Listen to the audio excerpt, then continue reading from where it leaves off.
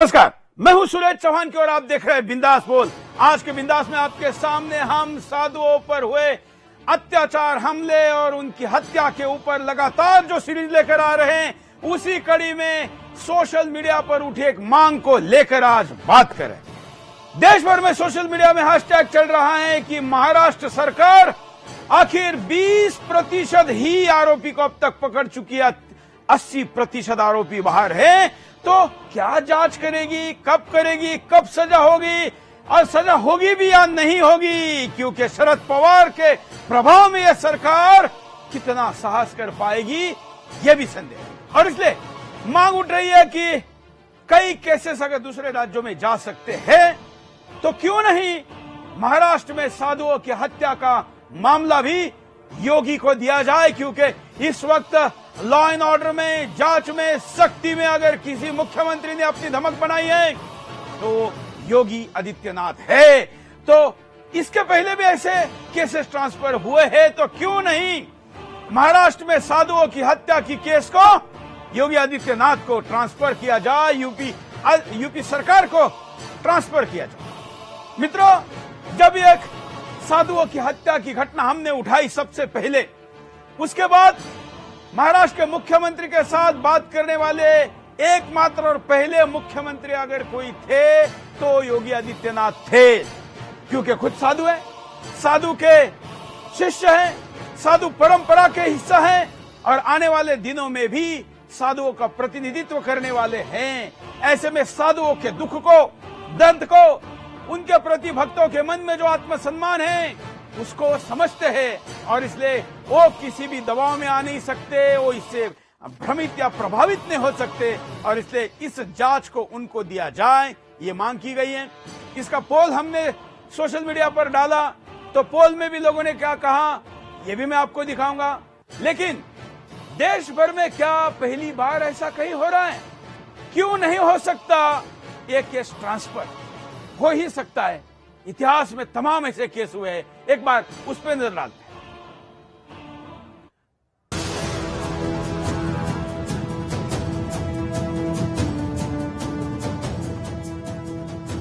पालघर में साधुओं की हत्या मामले में चल रही जांच की प्रगति से साधु समाज खुश नहीं है। साधु समाज का इस मामले में उद्धव सरकार से भरोसा उठ गया है। साधु समाज मांग कर रहा है कि इस मामले की जांच योगी सरकार को ट्रांसफर की जाए। साधु समाज का कहना है कि अब योगी ही साधु की हत्या मामले को न्याय दिला सकते हैं। जब तक मामले को ट्रांसफर नहीं किया जाएगा तब तक साधुओं को न्याय मिलना मुश्किल है। साधुओं का आरोप है कि लॉकडाउन के बावजूद 80% आरोपियों को पुलिस अब तक नहीं पकड़ पाई है। जिन आरोपियों को गिरफ्तार भी किया गया है उन्हें पुलिस संरक्षण में न सिर्फ वीआईपी ट्रीटमेंट दिया जा रहा है बल्कि उनके लिए बिरयानी भी परोसे जाने की खबर सामने आ रही है। साधु समाज का आरोप है कि जांच की दिशा सही नहीं है। सरकार और पुलिस दोनों ही आरोपियों को बचाने की कोशिश कर रही है। ऐसे में जांच अगर यूपी ट्रांसफर होती है तो साधुओं को न्याय मिल पाएगा, क्योंकि यूपी के मुख्यमंत्री खुद साधु हैं और साधुओं की भावना को अच्छे से समझते हैं। साधुओं का कहना है कि इससे पहले भी एक राज्य से दूसरे राज्य में जांच ट्रांसफर हुई है। जब गुजरात दंगे की जांच में मौजूदा गृह मंत्री अमित शाह का ट्रायल गुजरात के बाहर जा सकता है, सोहराबुद्दीन हत्याकांड का ट्रायल महाराष्ट्र जा सकता है, तो फिर पालघर मामले को यूपी ट्रांसफर क्यों नहीं किया जा सकता? जानकारों की माने तो तकनीकी तौर पर चार्जशीट के बाद केस के ट्रायल को दूसरे राज्य में ट्रांसफर किया जा सकता है।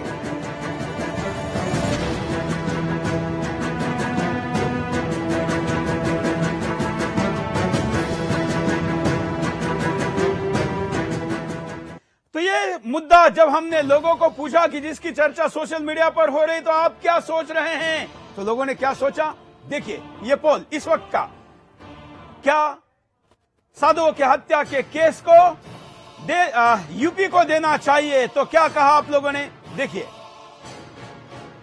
इतनी बड़ी संख्या में 80% लोग कह रहे हैं कि हाँ ये केस यूपी सरकार को अर्थात योगी आदित्यनाथ को ट्रांसफर करना चाहिए। मैं इसको आज 3 बार दिखाऊंगा। इस अपडेट को बदलने के लिए आप हमारे साइट पे जा सकते हैं।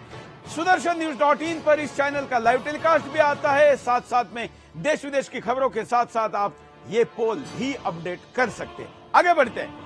हमारे साथ इस वक्त 2 विशेष अतिथि जुड़े हैं, उनके पास चलेंगे, बात करेंगे।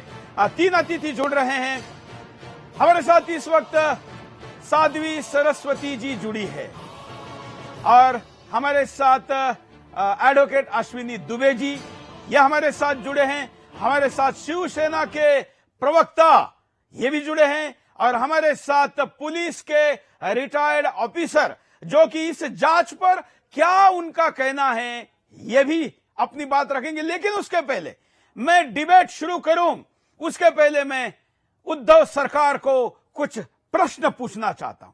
क्या है हमारे आज के प्रश्न? पहला प्रश्न नंबर 1, पहला प्रश्न है 9 दिनों के बाद भी 80% हत्यारे पुलिस के पकड़ से क्यों बाहर है?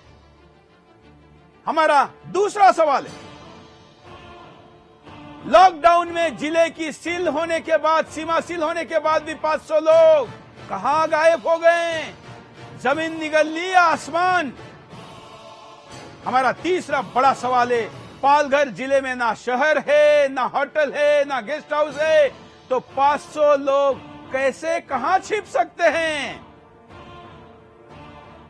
चौथा सवाल, इसका जवाब हम चाहते हैं। सरकार पकड़ना नहीं चाहती, खुद महाराष्ट्र सरकार मानती है कि हत्या भ्रम से हुई तो कार्रवाई कैसे करेगी सरकार? और चौथा सवाल, सरकार पकड़ना नहीं चाहती तो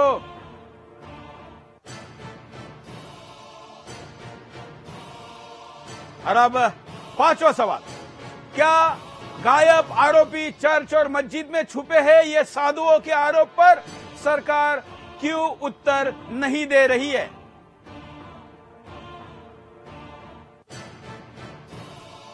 क्या इस साजिश में पुलिस और अपराधी के बीच में साठगांठ है, इसलिए पुलिस नहीं इनको पकड़ पा रही है या जानबूझ के नहीं पकड़ रही है? और महत्वपूर्ण सवाल ये भी, क्या 600 नाम योजना के तहत एफआईआर में डाले गए? क्या है इसके पीछे की योजना आखिर 600 नाम डालने की? क्या केस को बड़ा करने की जानबूझकर हम कार्रवाई कर रहे हैं?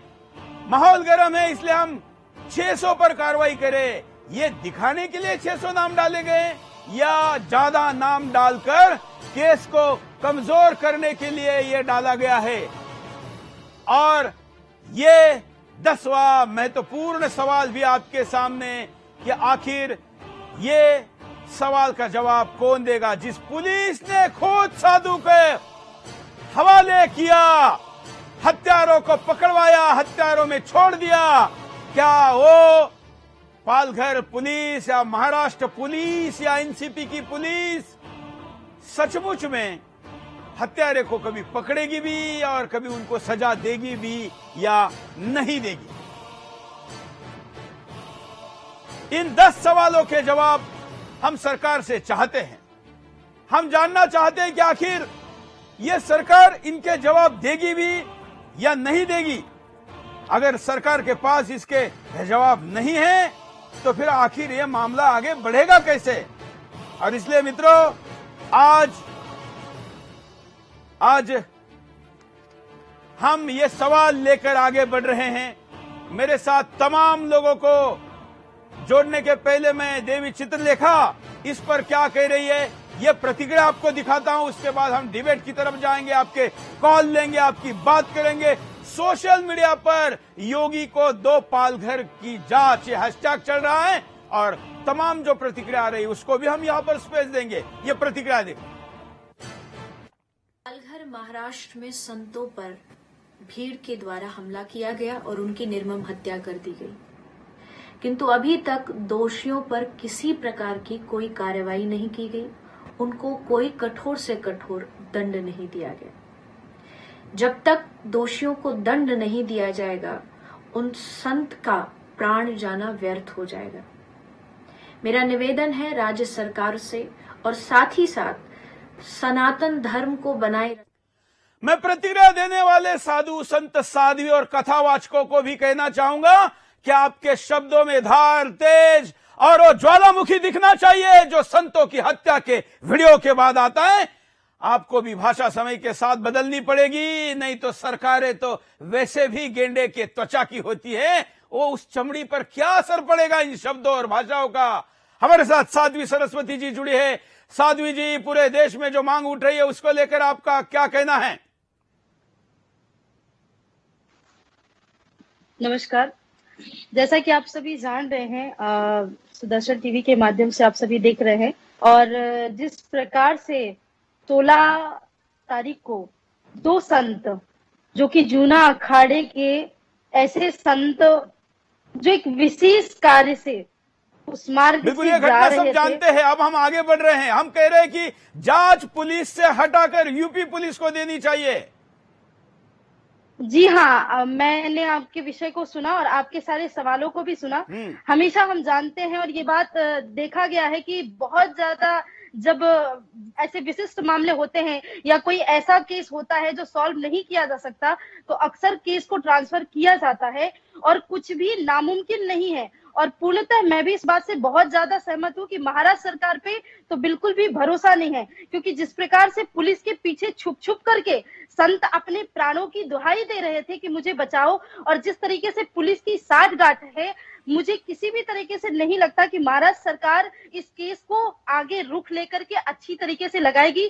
तो मैं केंद्र सरकार और योगी सरकार से ये कहती हूँ कि केंद्र सरकार इस मामले को लेकर के योगी सरकार को दे, और केंद्र सरकार अपने हाथ से लेकर के उन लोगों को चिन्हित करके, क्योंकि जैसा कि आपने कहा 600 लोगों को जोड़ा जा रहा है, ज्यादा संख्या जब बढ़ेगी तो केस उतना ही वीक होता जाएगा और लोगों को काम ना करने की उतनी फुर्सत मिल जाएगी। तो कहने का मतलब कि इस जितने लोग वीडियो में दिखाई दे रहे हैं उनको चिन्हित किया जाए और कड़ी से कड़ी, क्योंकि इस प्रकार की निर्मम हत्या तो मैंने अपने पूरे जीवन काल में साध्वी जी, हम कड़ी से कड़ी शब्द को भी हमने डिफाइन किया। हम कह रहे फांसी और कुछ नहीं, फांसी। बिल्कुल बिल्कुल बिल्कुल बिल्कुल, क्योंकि जिस प्रकार से पुलिस के सामने आप सभी ने ये वीडियो देखा है, बिल्कुल, और निर्मम मैंने पूरे जीवन काल में या किसी ने भी नहीं देखी होगी, तो इसके लिए तो फांसी की सजा भी कम होती है। पहली बात, वो भगवाधारी थे। दूसरी बात, उनका कोई कसूर नहीं था। तीसरी बात, वो अपने प्राणों के लिए इधर उधर बचते फिर रहे थे, लेकिन कानून के सामने जिस पुलिस की आज पिछले महीने भर से हम सभी उनको कितने रिस्पेक्ट से, कितनी भावनाओं से मिलकर के कोरोना जैसे उनको कोरोना वॉरियर्स की तरह सम्मान दे रहे हैं, वही पालघर की एक छोटे से अपराध, एक उस छोटे से एरिया के पुलिस वालों की वजह आज पूरे फोर्स हो गई है कि आज आपने उद्धव जी का वीडियो देखा तो उन्होंने अपनी बातों को किस तरीके से पहले ही हिंदू मुस्लिम इसको वास्तव में अगर ये देखा जाए तो आपने पहले ही तुष्टीकरण कर दिया, आपने पहली चीजें क्लियर कर दी कि इसको हिंदू ऐसे बिल्कुल करके लाया गया। बिल्कुल बिल्कुल सही कह रहे साध्वी जी कि आखिर जिस सरकार ने पहले क्षण से ये स्टैंड लिया कि ये तो घटना पूर्व नियोजित नहीं थी या घटना भ्रम में हुई है, तो वो जिस राज्य का मुखिया, जिस राज्य का गृह मंत्री ये कह रहा हो, उस राज्य की पुलिस क्या खाक जांच करेगी? एक, और सबसे जरूरी इसमें न्यायपालिका भी सवालों के घेरे में है। साध्वी जी, लखनऊ में जब सीएए के विरोध करने वाले दंगाइयों के पोस्टर लगाए योगी सरकार ने, तो जज साहब ने उन पोस्टर लगाने पर लोगों के मानवीय अधिकारों की बात करके उसको हटवाने के लिए अपना विशेष सो मोटो एक्शन लिया। क्या हिंदुस्तान के किसी भी जज का दिल साधुओं की ये निर्मम हत्या देखकर नहीं तड़पा? उनको नहीं लगा कि इस पे सो मोटो लेना चाहिए, सवाल पूछना चाहिए, किसी को लाइन हाजिर करना चाहिए, किसी को कोर्ट में बुलाना चाहिए, या किसी को कम से कम समझ जारी करना चाहिए कि भाई इतनी मतलब उसके लिए शब्द नहीं है जिसको हम ये कहे कि ये मनुष्य हत्या कर ही नहीं सकता। ऐसी दानवों की तरीके से की गई हत्या पर इस देश के किसी न्यायपति ने अभी तक कोई भी सो मोटो एक्शन नहीं लिया। लेकिन गुजरात में दंगे हुए तो नरेंद्र मोदी सरकार पर सवाल उठाकर आज जो लोग महाराष्ट्र सरकार में हैं, वही शरद पवार, वही कांग्रेस, यह कहती रही कि गुजरात में न्याय नहीं हो सकता, सोहराबुद्दीन की केस भी बाहर चलाओ। आपको पता होगा कि ये तमाम केसेस महाराष्ट्र में चली थी।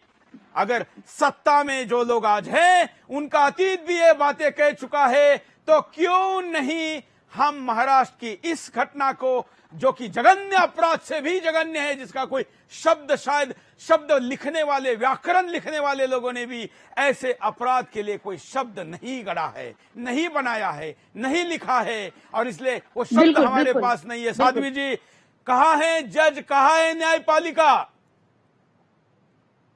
शिरीष जी, मैं एक बात कहना चाहती हूँ। देखिए, मैं वैसे तो इस चीजों को मैं इतने दिनों से देख रही हूँ और हृदय रो रहा है, दुख में, तकलीफ में, कि जहाँ एक तरफ पूरा विश्व इतने बड़ी महामारी से गुजर रहा है, वहां पे सोशल डिस्टेंसिंग की बात की जा रही है, और यहाँ सैकड़ों की संख्या में दो साधुओं को घेर करके, नोच करके, उनको जानवरों की तरह, जानवरों को भी इतनी निर्मम हत्या उनकी नहीं की जाती जैसे नोच नोच के मारा जाता है। और दुख इस बात का है, आप जहाँ जिस न्यायपालिका की बात कर रहे हैं ना, वो न्यायपालिका सिर्फ उन लोगों के लिए है जिन लोगों के लिए आधी रात को कोर्ट खोला जाता है। ये न्यायपालिका उनके लिए है कि जब शबरीमला का प्रकरण आता है तो हजारों की संख्या में वहां पे प्रभु के भक्तों को मारा जाता है, पीटा जाता है। ऐसे बिल्कुल, और इसलिए सवाल बनता है और ये सवाल पूछा जाएगा, जवाब सरकार को किसी भी कीमत पर देना होगा। हमारे साथ पूर्व एसीपी जुड़े हुए हैं, बात रखेंगे वेदभूषण शर्मा जी। क्या ऐसा हो सकता है या हो नहीं सकता?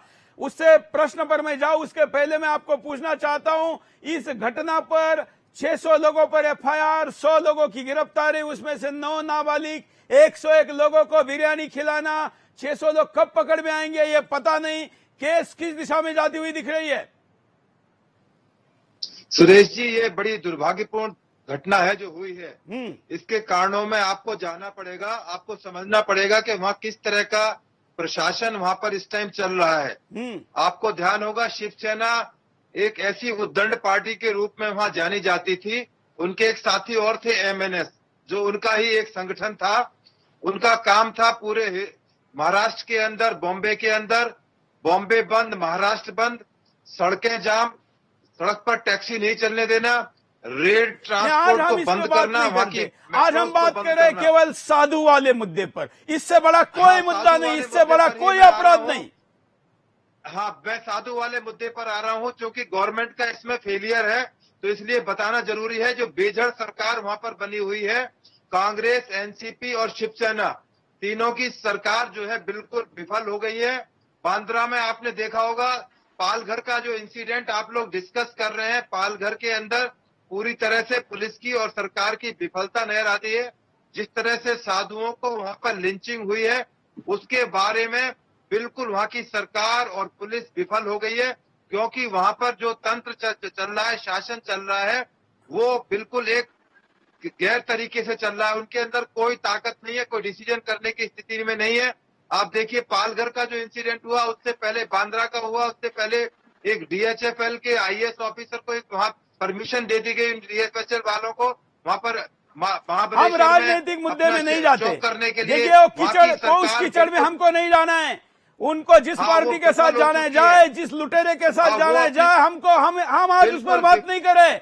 आज हम बात करें साधु की। मैं आपसे पुलिस ऑफिसर वाली कमेंट चाहता हूं, एज ए इन्वेस्टिगेशन वाली। आप पॉलिटिकल के बजाय उस पर प्रतिक्रिया दीजिए कि क्या ये जांच सही दिशा में जा रही है या नहीं जा रही है।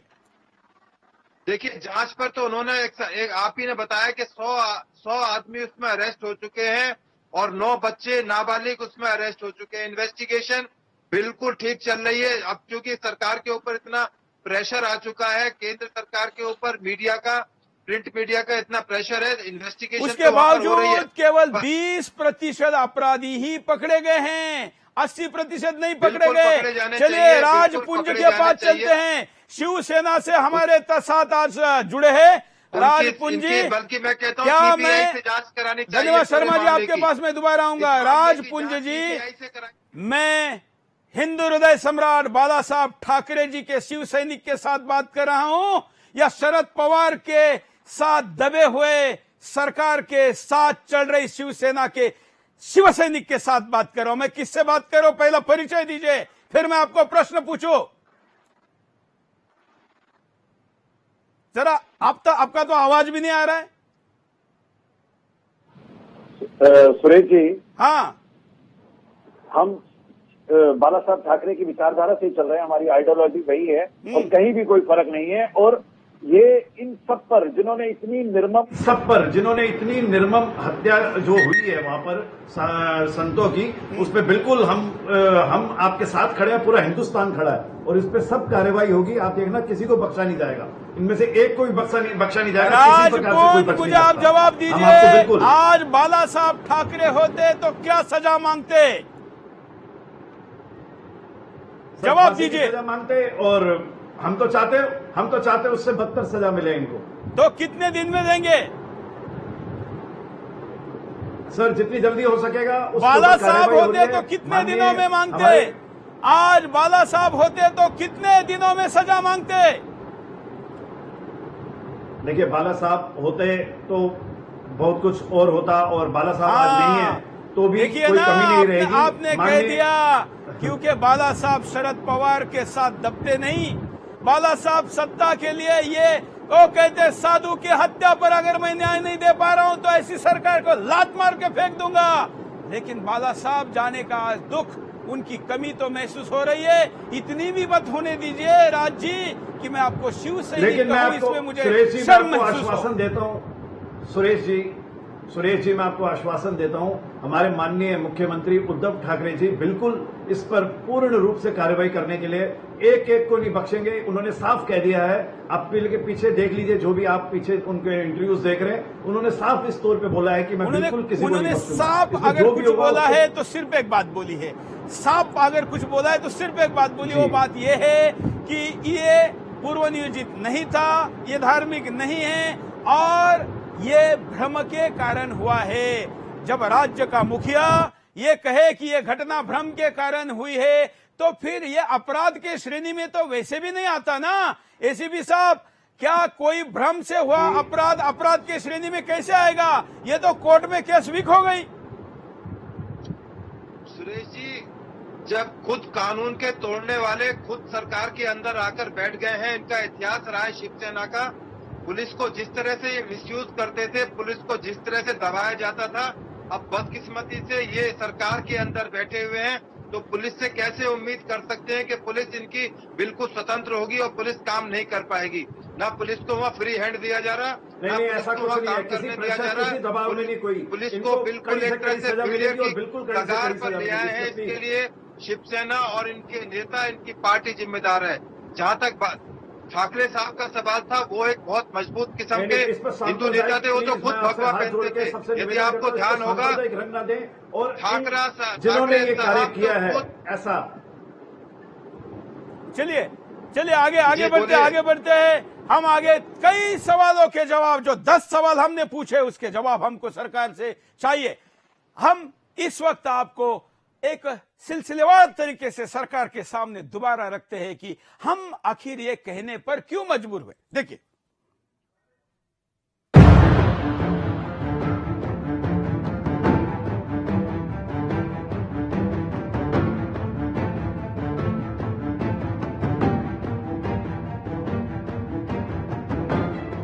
महाराष्ट्र के पालघर में जिन साधुओं की निर्मम हत्या हुई, उसके बाद भी हत्यारों पर कड़ी कार्रवाई नहीं की गई। अब सवाल ये उठता है कि साधुओं की हत्या के पीछे किस तरह की प्लानिंग थी।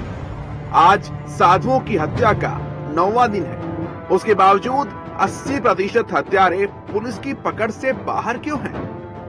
अगर हम आपको स्पष्ट तरीके से बताएं तो पालघर मामले में जो FIR हुई है, उसमें साफ तौर पर 600 लोगों के मौजूद होने का दावा किया गया है, लेकिन FIR केवल 110 लोगों के खिलाफ दर्ज की गई।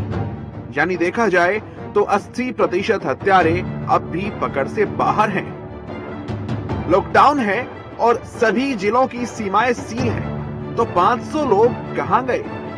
या तो सरकार पकड़ना नहीं चाहती और ये जता रही है कि हत्या भ्रम से हुई, क्योंकि देखा जाए तो उस गांव के लोगों की संख्या 1200 के करीब है और FIR में करीब 600 लोग शामिल हैं। तो क्या लोगों को बाहर से बुलाया गया था? ग्रामीण इलाकों में चेहरे पहचानना बहुत आसान होता है और पालघर जिले में ना ही शहर की भीड़ न ही कोई होटल और न ही कोई गेस्ट हाउस। तो बाकी बचे हत्यारे कहाँ छिपे हैं? क्योंकि पालघर जिले में चर्च और मस्जिद के अलावा और कुछ नहीं है छुपने के लिए। सवाल यहाँ ये भी खड़ा होता है कि क्या महाराष्ट्र की सरकार हत्यारों को पकड़ना नहीं चाहती? अगर 600 लोगों को पकड़ेंगे तो स्थानीय स्तर पर क्या राजनीति मुश्किल हो जाएगी? क्या उसमें सत्ताधारी पार्टी के लोग भी शामिल हो सकते हैं? क्योंकि महाराष्ट्र में कुल 5 प्रमुख पार्टियां हैं, जिसमें भाजपा, शिवसेना, कांग्रेस, एनसीपी और मनसा शामिल हैं। ऐसा माना भी जाए थोड़ी देर के लिए तो 75% सत्ता के लोग हो गए और जो पकड़े गए हैं वो भाजपा के हैं और एनसीपी वाले फरार हैं। अब सवाल ये भी खड़ा होता है कि सरकार चाहती है पर पुलिस नहीं चाहती। क्यों? क्योंकि पुलिस एनसीपी के अंडर है, या फिर कहा जाए कि पुलिस भी इस मामले में फंस रही है और ये सब पुलिस और अपराधी की साठगांठ से हुआ। एक बड़ा कारण ये भी है कि क्या 600 नाम ऐसे ही डाल दिए? 600 नाम डालने का कारण ये हो सकता है कि केस को लेकर बड़ी कार्रवाई हो रही है, और दूसरा कारण हो सकता है केस को कमजोर करना, क्योंकि जितने ज्यादा नाम उतनी कम सजा। अब सबसे बड़ा सवाल ये आता है कि जिन पुलिस वालों ने साधुओं को हत्यारों के हवाले किया, क्या वही पुलिस इन हत्यारों को पकड़ेगी? आज हम बिंदास बोल में इन्हीं बड़े सवालों पर चर्चा कर रहे हैं कि 9 दिन बाद भी साधुओं के 80% हत्यारे पुलिस की गिरफ्त से बाहर क्यों हैं?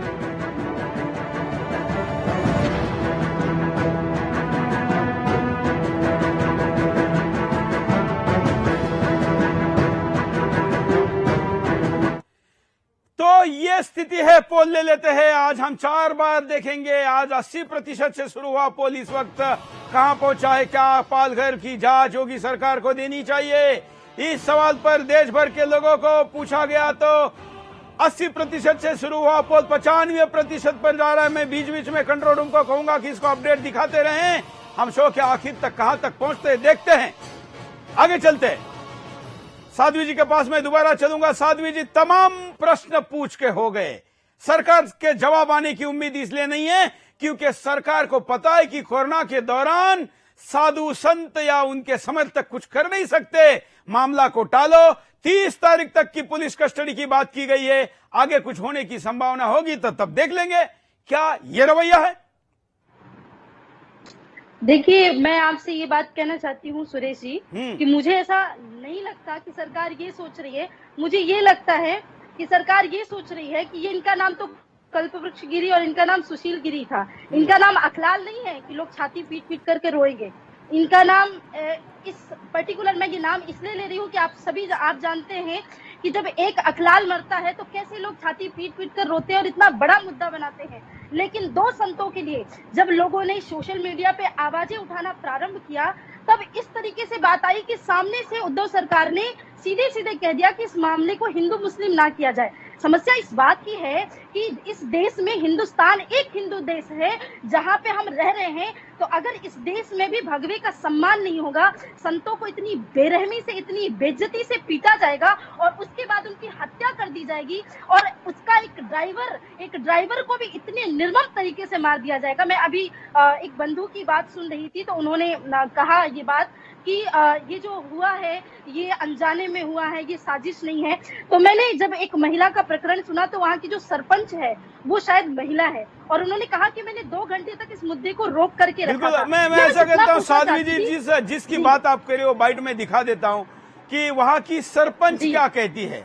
मराठी में बोल रही है, वो बोलेगी और उसको मैं पीछे से बताऊंगा कि वो क्या कह रही है, जिससे कि देश की जनता को पता चले कि इस घटना को सबसे मजबूत तरीके से किसी व्यक्ति ने रोका तो इसी सरपंच ने रोका और इस सरपंच के वहां से हटने के बाद वो हत्या हुई और आज इस सरपंच को भी आरोपी में तो लिया ही लिया है, उसको जान से मारने की धमकी दी जा रही है और इसने ये वीडियो जारी किया है जो मैं इस वक्त आपको दिखाता हूं। देखिए सरपंच जहां पर घटना घटी। ग्रामपंचायत आम्ही 3 तास कंट्रोल केलं त्या साधूंना। ती गाडी तोडफोड केलेली तेवढेच, त्यांना तिघे पण ते जिवंत होते, ड्रायव्हर आणि 2 साधी होते ते पण जिवंत होते, त्याला आम्ही काहीच होऊ दिलं नाही। नंतर पुलिसवाले आले जिल्हा परिषद सदस्य था, उनको तब तक मारा नहीं गया था। पण साहेब आवाज उचलला काय सरपंच बाईचं मानायला तयार नाही तर माझी तरी आहे का असं.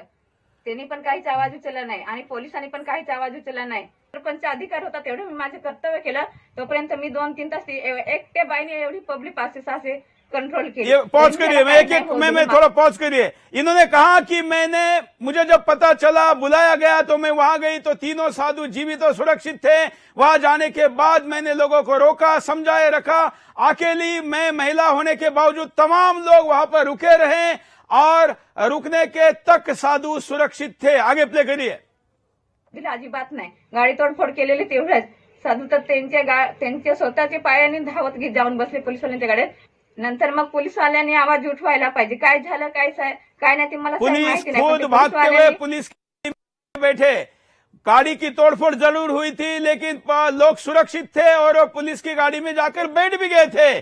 तो फिर सवाल बनता है कि गाड़ी वहां से क्यों नहीं हटाई गई. आगे का वीडियो देखते हैं. पाहिजे होतं असं काय पोलीसवाले बंदोबस्तीला दिलेले होते, त्यांनी आवाज उचलायला पाहिजे. पुलिस सिक्योरिटी में दी थी, उन्होंने क्या किया. पुलिस सिक्युरिटी में दी थी, उन्होंने क्या किया. आणि पोलीसवाल्याने त्यांनी पण काहीतरी बोलायला पाहिजे, आवाज उचलायला पाहिजे होतं. मी गेली 2 वाजता तोपर्यंत तिघे पण मर्डर होते. 2 खाली आणि 1 गाडीत. मग त्यांनी पण जबाब द्यायला पाहिजे होता पोलीसवाल्याने. जोपर्यंत माझं कर्तव्य होतं ते मी कर्तव्य पार पाडलं. मैंने मेरे कर्तव्य का निर्वहन किया और जब तक मैं वहां थी मैंने किसी को भी वहां कुछ करने नहीं दिया.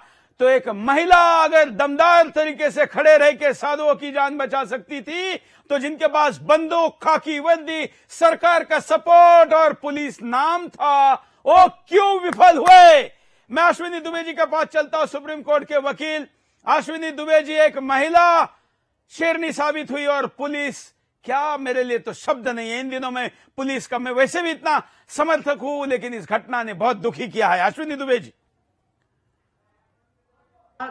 कोई नॉर्मल घटना नहीं है. ये पुलिस की कस्टडी में लोगों को भीड़ द्वारा मार देना है.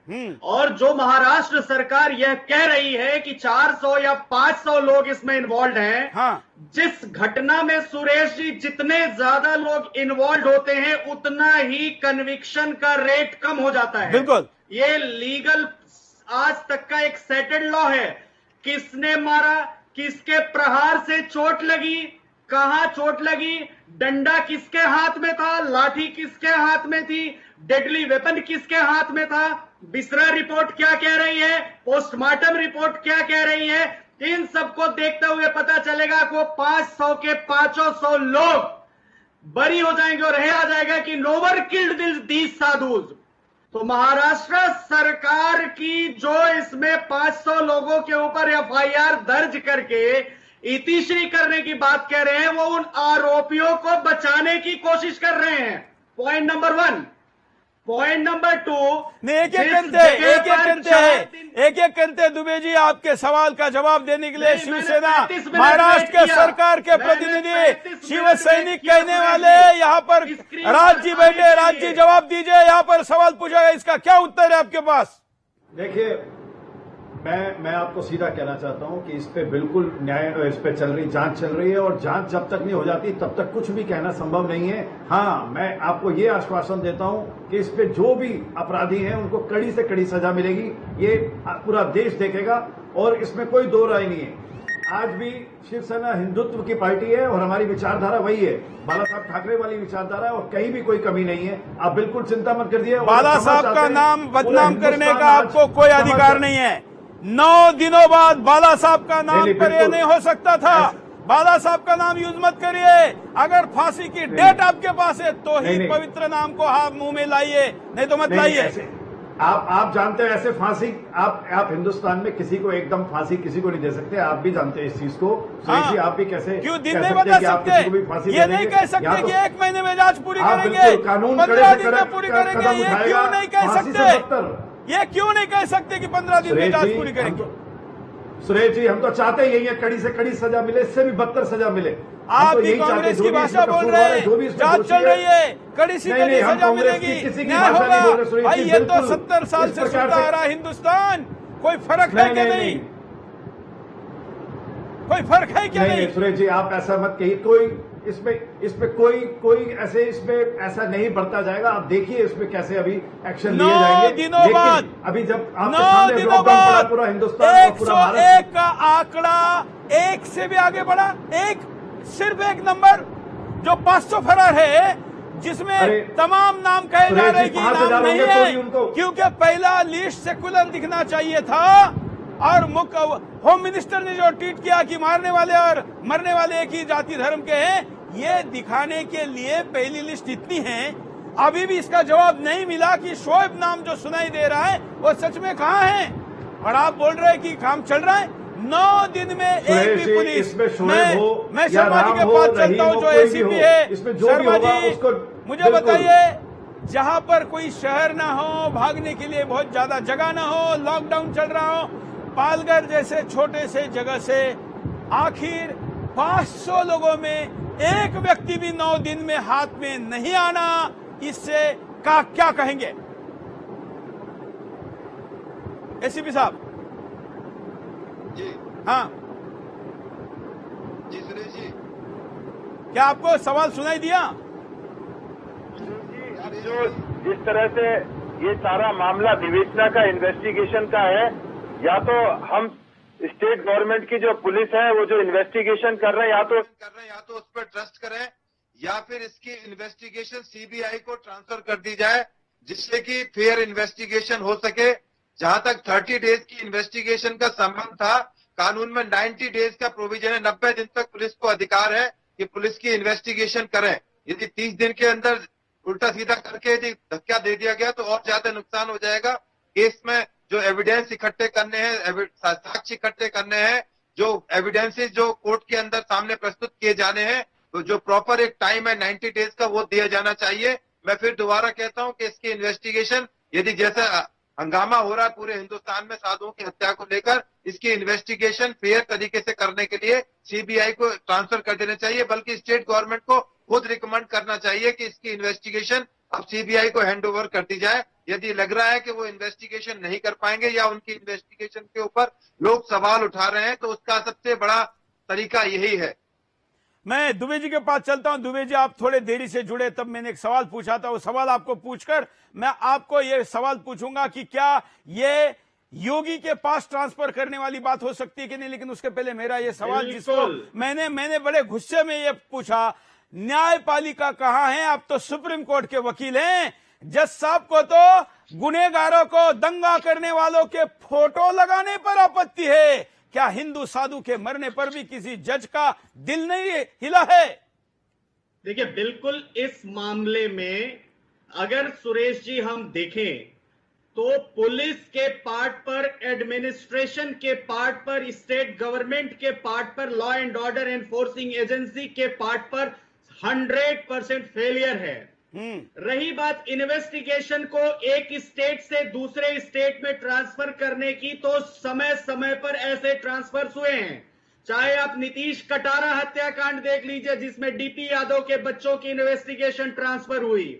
चाहे आप कुलदीप सेंगर के उसमें रेप उन्नाव कांड देख लीजिए, उसमें इन्वेस्टिगेशन ट्रांसफर हुई। चाहे जम्मू कश्मीर के अब याकूब मेमन, वो जो जितने भी वहां पर एंटी नेशनलिस्ट हैं, टेररिस्ट हैं, जो भी यासिन मलिक, उन लोगों के इन्वेस्टिगेशन की ट्रांसफर करने की बात हुई हो। जिस राज्य की मशीनरी 4 दिन बाद एफआईआर दर्ज करती है नृशंस हत्या की, वहां आप फेयर इंपार्शियल इन्वेस्टिगेशन की उम्मीद कैसे कर सकते हैं?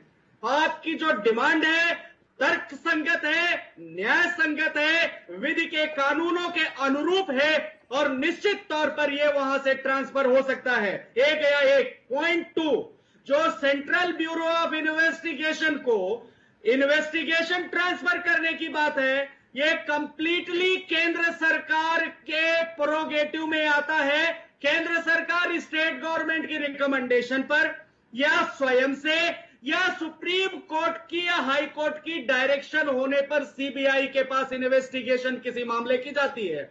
और यह बात तथ्यात्मक है, यह बात तर्कसंगत है, और कानूनी रूप से आज के 2 साल बाद या 4 साल बाद जब हम डिस्कस करेंगे तो हम पाएंगे कि इस केस में सजा नहीं हो पाई। क्यों नहीं हो पाई? क्योंकि असली मुजरिम जिसने वार किया, जिससे पोस्टमार्टम रिपोर्ट में बॉडी में इंजरी आई, वो वेपन ही गिरफ्तार नहीं होगा, क्योंकि 500 मुजरिम है।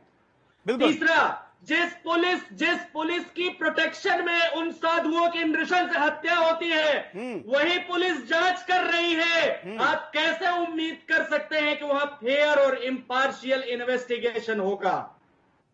बिल्कुल, यही प्रश्न है। मैं साध्वी जी के पास चलता हूं। साध्वी जी, आपकी कई साधु संतों से बात हुई होगी, क्या लोगों का कहना है? साध्वी जी। मेरे गुरुजी खुद जी, आपको मेरी आवाज आ रही है? बिल्कुल, आप लाइव में जुड़ी है, बोलिए। गुरुजी और मुझसे जुड़े हुए सारे साधु संत जिनसे मेरी अभी तक बात हुई, सारे साधु संत बहुत आक्रोश में हैं। और उससे पहले मैं जो इससे पहले अपनी बात कर रही थी, उस बात को 1 मिनट के लिए पूरा करूंगी, फिर इस बात पे आऊंगी।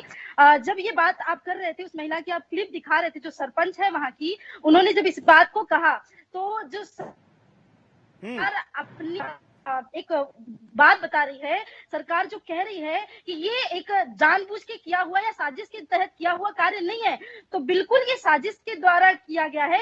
क्योंकि जब 2 घंटे तक कोई महिला किसी संत को रोक सकती है और तब तक वो जीवित थे, तो आप भी जानते हैं कि पालगढ़ चिंचिले से मुंबई की दूरी ज्यादा नहीं है। आप जितनी चाहे उतनी फोर्स मंगा सकते थे, जिस तरीके से सुरक्षित हो सके। जिस गांव की आबादी ही 1200 है, उस गांव में 400 लोग मिल करके एक संत को, 600 लोग मिल करके 2 संतों की निर्मम हत्या करते हैं, तो क्या वहां पे फोर्स नहीं पहुंच सकती? और रही बात साधु संतों की, रही बात अखाड़ा के लोगों की, रही बात जूना अखाड़ा के संतों की, तो सारे संत बहुत आक्रोशित है। लेकिन अभी भी क्योंकि संत सर्वे भवन्तु सुखिनः की भावना के ओतप्रोत रहते हैं, तो वो संत सिर्फ एक बात कहना चाहते हैं कि केंद्र सरकार इस मामले को अपने हाथ में ले और इसकी कड़ी से कड़ी एकदम बहुत कम समय में, जैसा कि मैंने सुना अभी कि पुलिस के हाथ में होता है कि 90 दिन तक अपने हाथ में केस लेकर के रखे, तो इस तरीके से अभी आपने सुना कि सालों सालों तक इस मुद्दे को घसीटा जाएगा और उनको बैठ करके जेल में बिरयानी खिलाई जाएगी,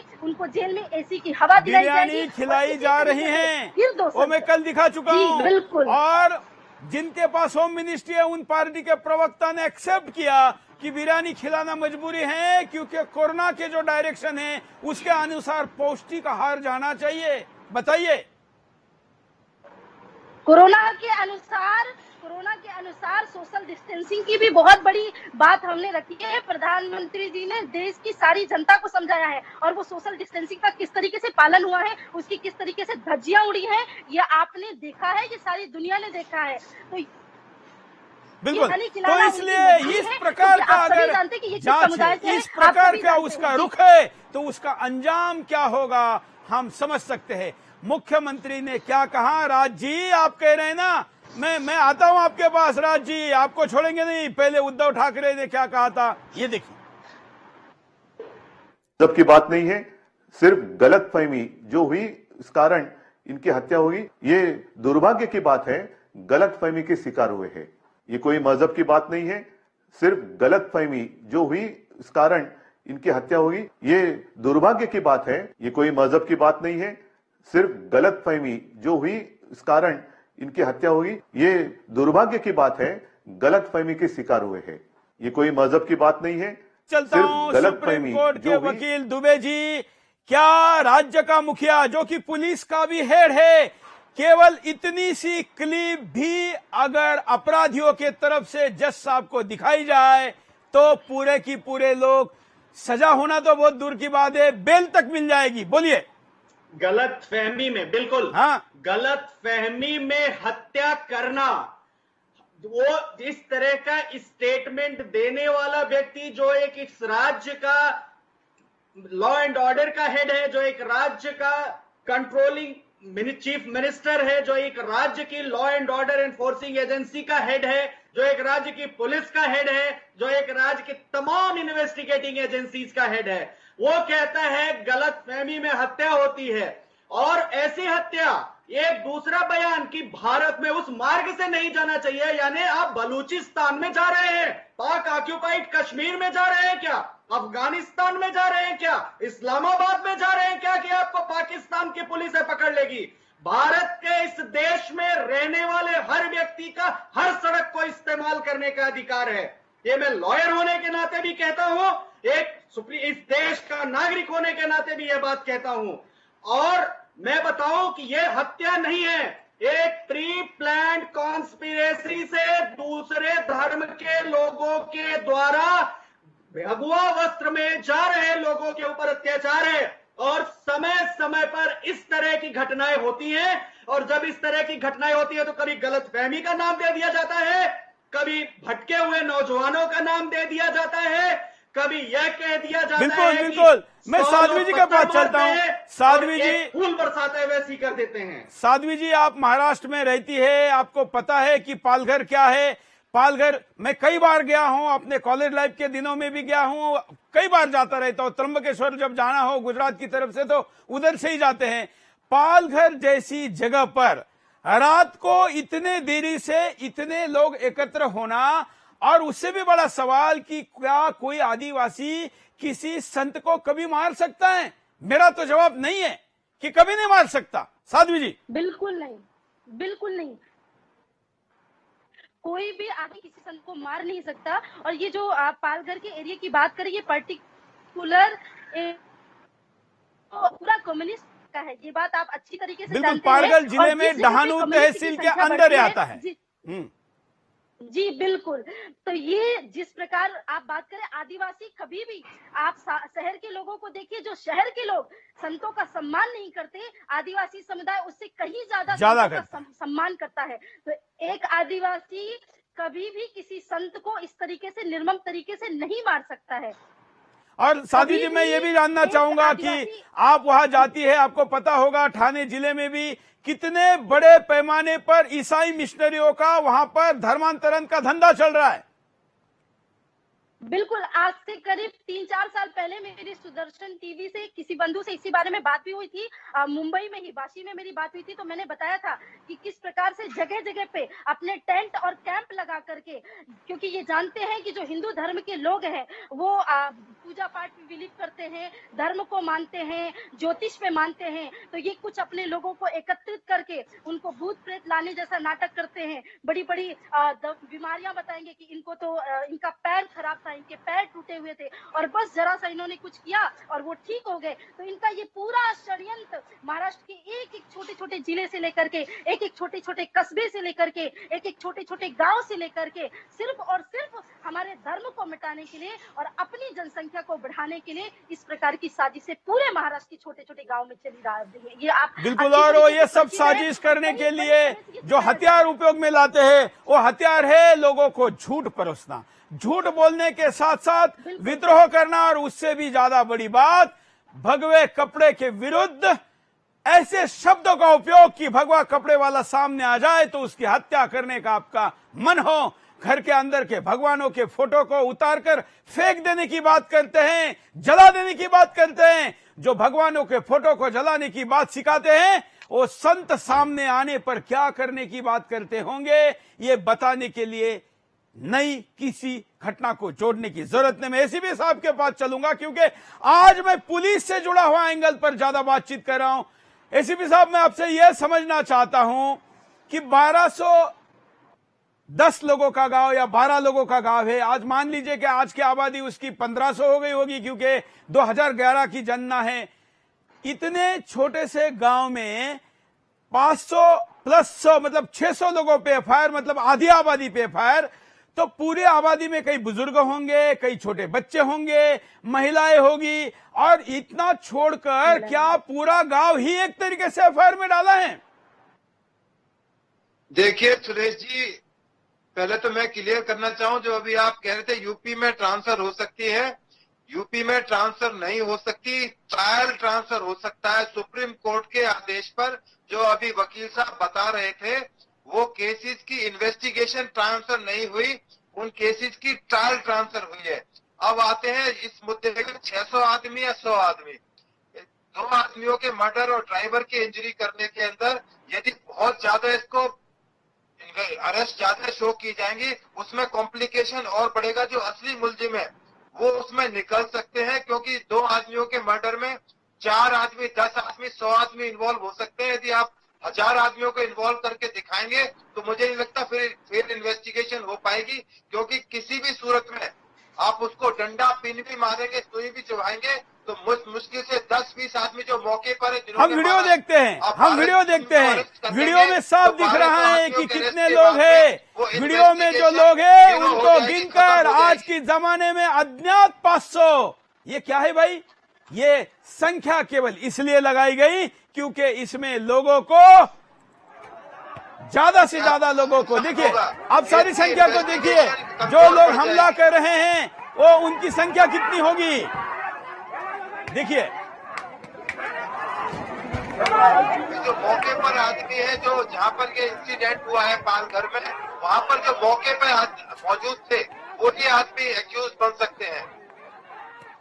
बिल्कुल, तो यहाँ देखने वाले लोगों को भी नाम में डाला है, मुझे लगता है गलत है। मैं इसी बात पर स्ट्रेस कर रहा हूँ, मैं इसी बात पर दबाव डाल रहा हूँ। ज्यादा आदमी होना जरूरी नहीं है जो डंडे से पीटते हुए दिखाई दे रहे हैं, चाहे वो पुलिस वाले इसमें मदद कर रहे हैं, इनसे पुलिस की भी अरेस्ट होनी चाहिए, क्योंकि उनका एक नेग्लिजेंस है। जो पुलिस वाले वहाँ खड़े हुए हैं जिनकी मौजूदगी में इन लोगों को मारा जा रहा है, ये उनकी नेग्लिजेंस का पार्ट है। उनके खिलाफ भी कानूनी कार्रवाई बनती है और सरकार को, पुलिस को लेनी चाहिए। केवल सस्पेंशन करना ही काफी नहीं है, क्योंकि पुलिस में जब भर्ती किया जाता है तो उसको कसम खिलाई जाती है कि वो जान और माल की रक्षा के लिए अपना जीवन भी दे देगा, पर वहाँ पुलिस वाले लग नहीं रहा है कि वो किसी पुलिस वाले कोई एक्शन ले रहे हैं या रोकने की कोशिश की जा रही है। देखिए, जिन्होंने मारा है उनकी संख्या कितनी हो सकती है, और वीडियो में दिख रहे लोग 20, 25, 30 हो सकते हैं। मैं कहता हूँ 100 हो सकते हैं, लेकिन 600 लोगों को इसमें लेकर मामले को कमजोर किया जा रहा है। 600 लोग कभी भी गिरफ्तार नहीं दिखाए जाएंगे, इसलिए चार्जशीट नहीं होगी, इन्वेस्टिगेशन पूरी नहीं होगी। देखिए, ये दूसरे एंगल से वीडियो है, हमारे पास एक आज नया वीडियो भी आया है।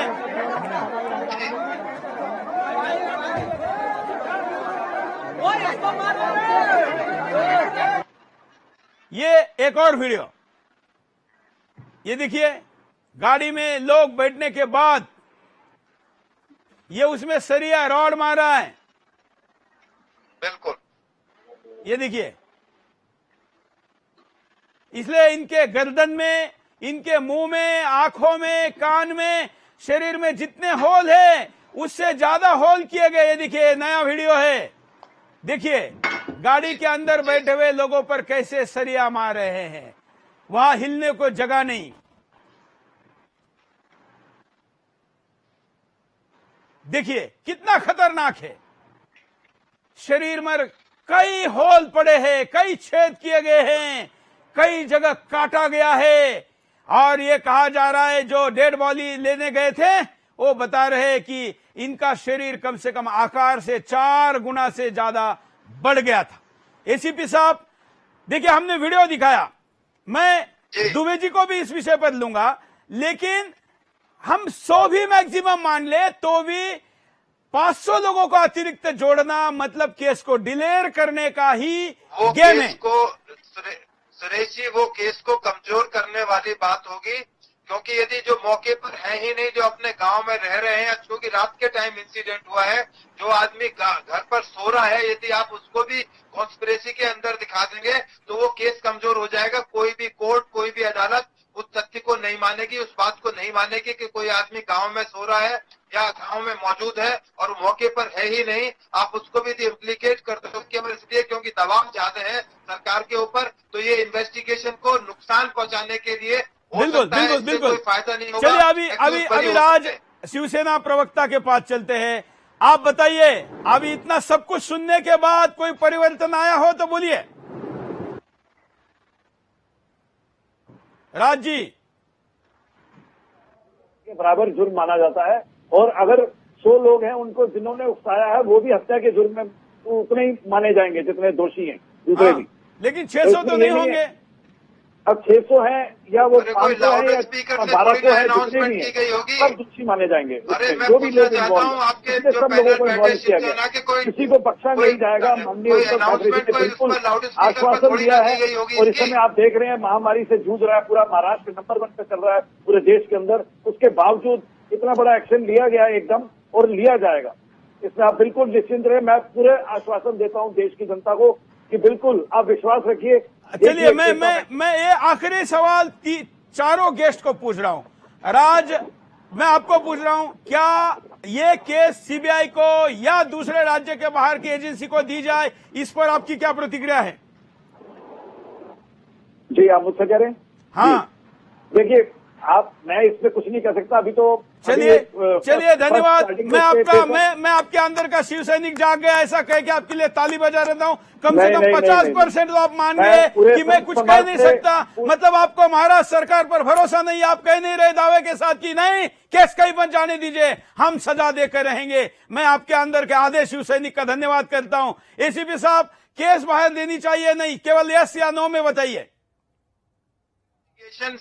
सीबीआई द्वारा कराई जानी चाहिए। धन्यवाद।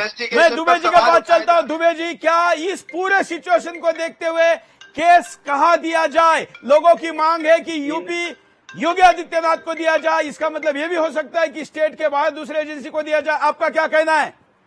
इन्वेस्टिगेशन सीबीआई को दिया जाए और ट्रायल यूपी या ऐसे किसी राज्य में करवाया जाए जहां पर उस राज्य की पुलिस का और उस राज्य की सरकार का प्रभाव नहीं हो। बिल्कुल क्लियरिटी, ये बहुत अच्छी बात है कि इन्वेस्टिगेशन क्योंकि दूसरे राज्य की पुलिस नहीं कर सकती, वो सेंट्रल एजेंसी से किया जाए और ट्रायल महाराष्ट्र के बाहर किया जाए। साध्वी जी, आखिरी प्रतिक्रिया। जी, मैं कहना चाहती हूँ सुरेश जी कि संत के साथ हुए इस अपमान और संत की हुई इस हत्या का कोई भी बहुत सटीक तरीके से अगर इसका विश्लेषण कर सकता है और इसको न्याय दिला सकता है तो केवल एक संत ही दिला सकता है। और माननीय योगी आदित्यनाथ जी को मैं बहुत अच्छे से जानती हूँ, वो तह तक जाते हैं और तह तक जाकर के जो ये भीड़ को इकट्ठा किया गया है ना, इस भीड़ में से हटा करके उन मुजरिमों को चुन करके वो फांसी के फंदे तक जरूर उनको लेकर के जाएंगे।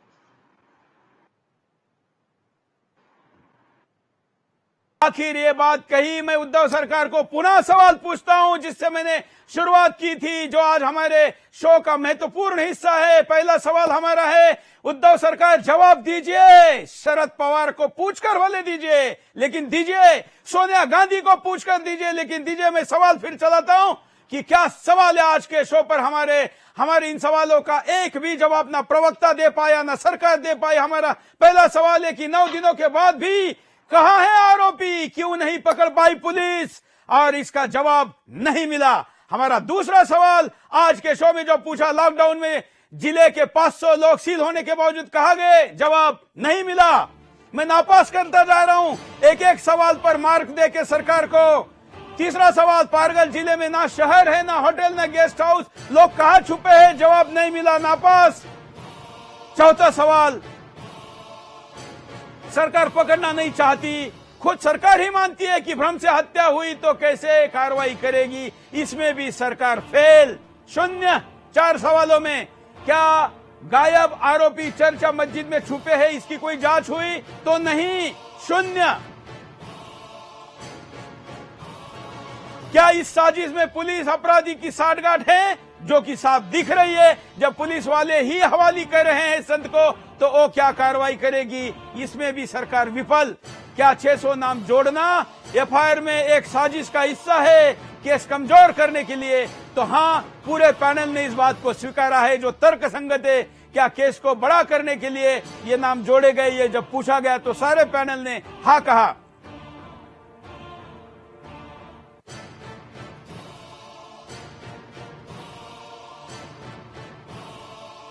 और 10वां और महत्वपूर्ण सवाल के बाद मैं पोल लूंगा आपके सामने, आपने क्या जवाब दिया। जिस पुलिस ने साधुओं को हत्यारों के साथ हवाले किया वो क्या पकड़ेगी? 10वां सवाल और मार्क 0, मार्क 0। उद्धव सरकार कोई जवाब नहीं। क्या लोगों ने जवाब के उत्तर में एक साथ एक मुश्त वोट किया है, पोल किया है। देखिए, जब पूछा गया कि क्या इस जांच को राज्य के बाहर लेके जाना चाहिए योगी जी का नाम लोगों ने प्रतीकात्मक तौर पर लिया, ऐसा भी अगर हम मानते हैं तो 98% लोग कह रहे हैं कि हाँ, आज के शो की बड़ी विशेषता है कि आज 80% से ही केवल शो शुरू हुआ था। सामान्यतः ऐसे शो शुरुआत में ही 95-98% जाते हैं, लेकिन आज 80% से शुरू हुआ शो आखिर में 98% तक पहुंच गया। मतलब मेरे शिव सैनिकों ने भी, हिंदू हृदय सम्राट बाला साहब ठाकरे के शिव सैनिकों ने भी ये वोट किया है। यहाँ तक कि शो में जो पैनलिस्ट शिव सैनिक था उसने भी कहा कि मैं कुछ नहीं कह सकता। मतलब इसका जवाब होता है 50% हो। प्रवक्ता भी कह रहा है कि हाँ, ऐसा भी स्वीकार है, चल सकता है। मुझे लगता है कि मेरी मांग देश की जनता तक तो गई है ही, सरकार तक, जज तक, इंक्वायरी की एजेंसी तक, और केंद्र सरकार भी इसको सुनेगी और कोई ना कोई फैसला करेगी। मित्रों, मैं महाराष्ट्र के शिव सैनिकों के साथ आज के शो में घोषणा करता हूं कि कल मैं बाला साहब ठाकरे आज है ऐसा मानकर इस साधुओं की हत्या के ऊपर वो भाषण में क्या बोलते, उनके मैं वो भाषण लेकर आऊंगा, आपको दिखाऊंगा कि बाला साहब ठाकरे इस घटना पर क्या बोल रहे हैं। मैं आशा करता हूं कि उद्धव ठाकरे जी कल शनिवार को बिंदास बोल जरूर देखें। आज के लिए इतना ही। जय हिंद।